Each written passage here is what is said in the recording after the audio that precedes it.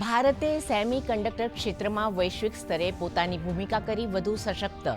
સાણંદ ખાતે બીજા સેમિકન્ડક્ટર પ્લાન્ટનું ઉદ્ઘાટન કરતા પ્રધાનમંત્રી મોદીએ કહ્યું, સેમિકન્ડક્ટર મિશન એ ભારતના આત્મવિશ્વાસનું એલાન.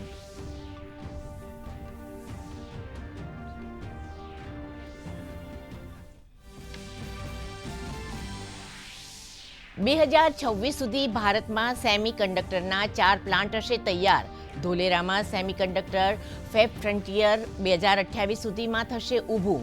ઇલેક્ટ્રોનિક્સ અને સૂચના પ્રૌદ્યોગિકી મંત્રીએ કહ્યું, 60,000 યુવાઓએ લીધી તાલીમ. સાણંદ અને ધોલેરામાં નિર્માણાધીન પ્લાન્ટ માટે લોજિસ્ટિક સેવાઓ ઊભી કરવા મુખ્યમંત્રીએ દર્શાવી પ્રતિબદ્ધતા. પ્રધાનમંત્રી મોદીએ કોબા ખાતે સમ્રાટ સંસ્કૃતિ મ્યુઝિયમનું કર્યું લોકાર્પણ.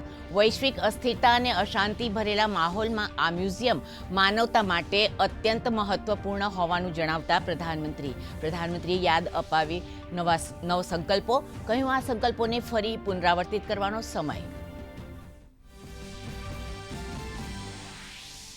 પ્રધાનમંત્રી મોદી વાવ થરાદ ખાતેથી 19,800 કરોડથી વધુના વિકાસ કાર્યોનું કરશે લોકાર્પણ અને ખાતમુહૂર્ત.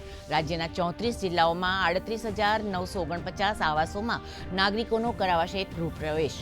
ખાવડાના આરી પાર્ક માટે ઉર્જા મંત્રાલય હેઠળના 3 પ્રોજેક્ટ્સનું કરશે લોકાર્પણ. અસમમાં એક દાયકાની વિકાસ યાત્રા પર બીજેપીએ જાહેર કર્યો ચૂંટણી ઢંઢેરો. ગેરકાયદેસર રીતે ઘૂસણખોરી કરી રહેલા લોકો પાસેથી જમીન મુક્ત કરવાનું આપ્યું વચન. 2036 સુધી રાજ્યના અર્થતંત્રને $300 બિલિયન સુધી પહોંચાડવાનું લક્ષ્ય. તો કેરળમાં પણ ભાજપે સમાન હક, સમાન ન્યાય અને વિકાસ માટે સમાન તક આપવાની કરી જાહેરાત. ભારતના પૂર્વ ટેનિસ ખેલાડી લિએન્ડર પેસે ભાજપનો ખેસ કર્યો ધારણ. કહ્યું, દેશ સેવા અને યુવા સેવાની મળી મોટી તક. તો વરિષ્ઠ નેતા કિરણ રિજિજુએ કહ્યું, લિજેન્ડ ખેલાડીનું ભાજપમાં જોડાવું એક ગર્વની બાબત.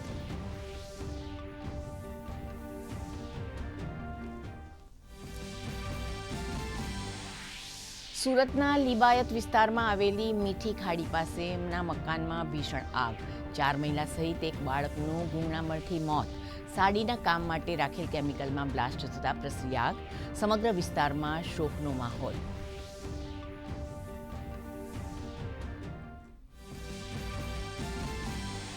રાજ્યમાં માવઠાનો માહોલ રહેશે યથાવત. 2 એપ્રિલથી સક્રિય થશે નવું વેસ્ટર્ન ડિસ્ટર્બન્સ. 2 થી 4 એપ્રિલ દરમિયાન સૌરાષ્ટ્ર કચ્છના વિવિધ ભાગોમાં હળવાથી મધ્યમ વરસાદનું અનુમાન. વાતાવરણમાં આવેલા બદલાવને કારણે ગરમીમાં આંશિક ઘટાડો. અમરેલીમાં નોંધાયું સૌથી વધુ 38.5 ડિગ્રી સેલ્સિયસ તાપમાન. અને આજે જૈન ધર્મના 24મા તીર્થંકર ભગવાન મહાવીરની જન્મજયંતિ. રાષ્ટ્રપતિ, પ્રધાનમંત્રીએ દેશવાસીઓને પાઠવી શુભકામના. રાજ્યના વિવિધ જિલ્લાઓમાં રથયાત્રા અને ધાર્મિક કાર્યક્રમો દ્વારા મહાવીર જયંતિની ઉજવણી.